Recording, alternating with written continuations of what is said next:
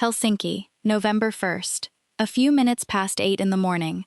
Outside the National Tax Administration, reporters have been waiting since before sunrise, the way people in other countries queue for a phone launch. By lunchtime, every major outlet in Finland has published exactly what the country's best-known executives, athletes, and television personalities earned last year. Not estimates, the actual figures, straight from the tax office. Oslo, an ordinary Tuesday.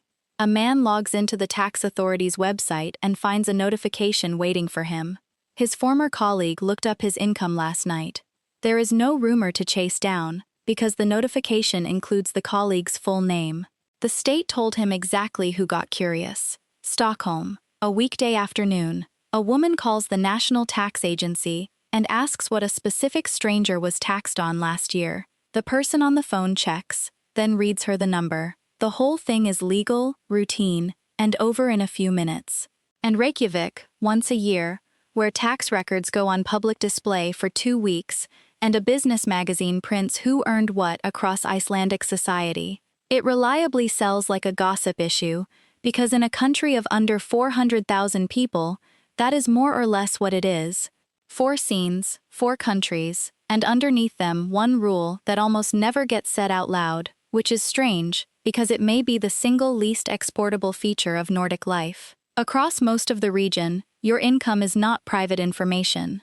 What you earn, and what tax you paid on it, is a public record that your neighbor, your ex, your coworker, and a journalist on deadline can all go and check. Not leaked, not hacked. Published, on purpose, by the government, every year.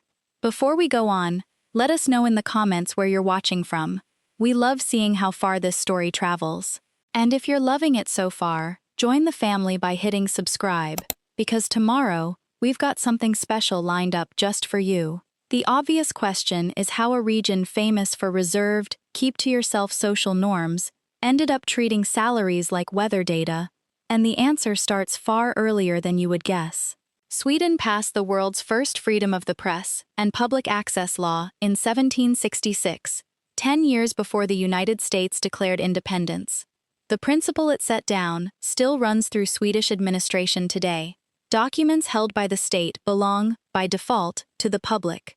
Your tax decision is a document held by the state, so your tax decision is public. Nobody ever carved out an exception for the fact that people might find that uncomfortable.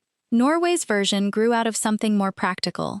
For well over a century, local tax lists sat in protocols that anyone could walk in and inspect, and in small farming and fishing communities, that inspection had a job to do. Everyone paid into the same pot for the same harbor and the same schoolhouse.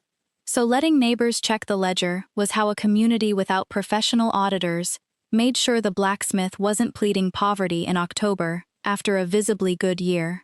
Peer review existed long before spreadsheets did.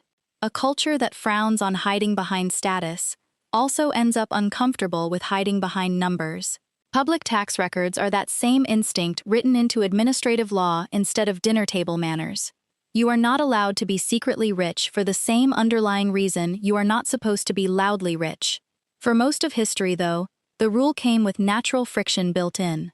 Checking someone's income meant physically going to a tax office, asking, and being seen asking. Then Norway put the lists online in 2001, and the friction vanished overnight. The entire country's income data became searchable from the couch, anonymously, at 2 in the morning.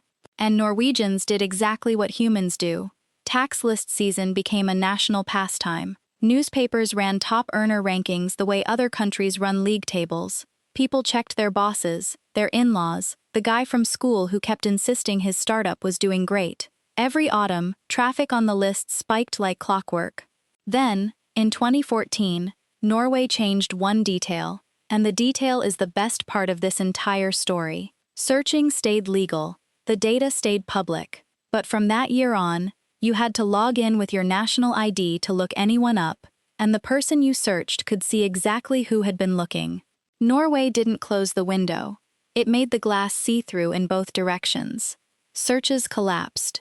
By most accounts, close to 90% of them disappeared almost immediately, which tells you something wonderful and slightly damning about human nature. and it has nothing to do with money. Nearly everyone wanted to know. Almost nobody wanted to be known as someone who wanted to know.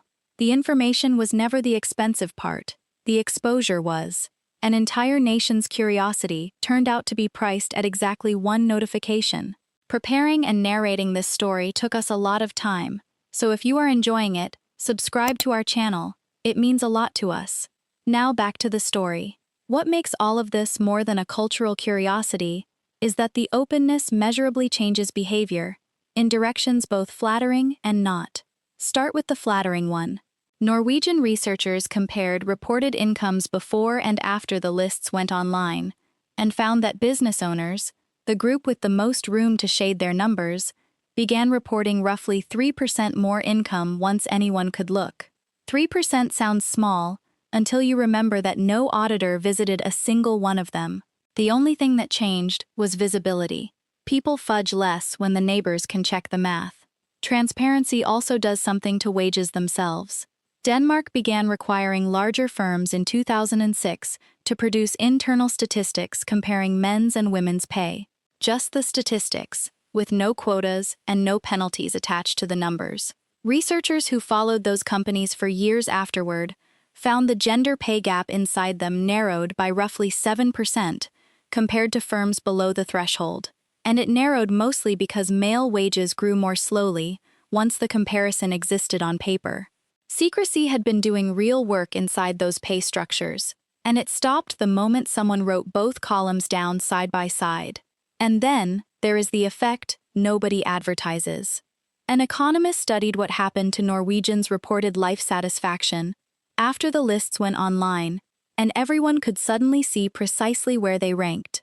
Higher earners came out of it a little happier, lower earners came out of it worse, and the well-being gap between the two groups widened in a way researchers could measure. Before 2001, most people assumed they sat somewhere comfortably in the middle.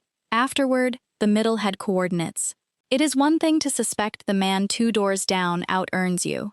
It is another to know it to the crone, along with exactly how many doors you would have to walk to find someone who doesn't. Finland, meanwhile, embraced the whole arrangement with a self-awareness the rest of the region can't quite match. The November release of tax data has a popular nickname there, and the nickname is National Jealousy Day. Not Transparency Day or Accountability Day. Jealousy Day, a name so honest about its own mechanics that it could only survive in a country that publishes everyone's income anyway. And when European privacy law recently gave individuals a way to be excluded from the bulk data files handed to journalists, a few thousand high earners took it. Finnish newsrooms responded by treating the opt-out itself as news. In Finland, the surest way to draw attention to your income is to formally request that nobody look at it. There is one large asterisk on the map, and it sits in an unexpected place. Denmark. The same Denmark whose 45% tax ratio we walked through in the video on how the Nordics actually pay for everything, keeps individual tax records private. Danish company tax information gets published. Danish people's does not. The country that asks its citizens for the most money is the one that declines to show what each of them handed over, which is a useful reminder that the Nordic countries rhyme with each other. They don't copy each other. Here's where it's worth being honest. Because presenting income transparency as a clean win would be misleading, and the region itself doesn't treat it as one. The privacy objection needs no dressing up.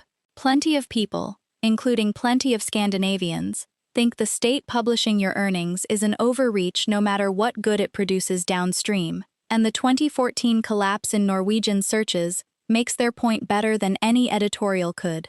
Given the choice, a nation that defends the system in surveys stopped using it the moment using it left fingerprints. There are sharper worries too.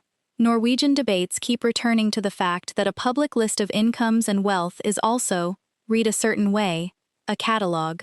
Fraudsters looking for elderly people with visible savings don't have to guess where to start, and that concern was one of the loudest arguments for ending anonymous searching in the first place. The numbers themselves can also lie by omission.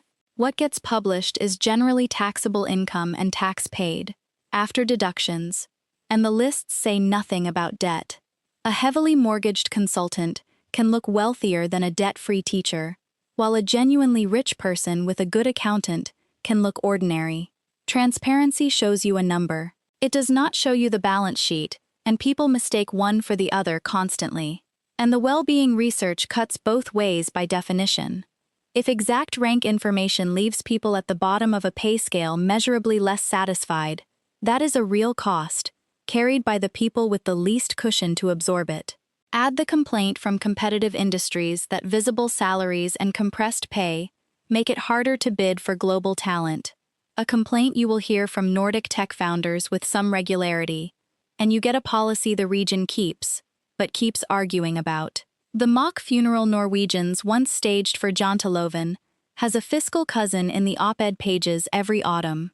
So the money rule nobody talks about isn't really that everyone can see your salary, even though, across most of the region, they can. The actual rule sits one level down, and it answers the same question this channel keeps finding, underneath Nordic habits that look unrelated on the surface.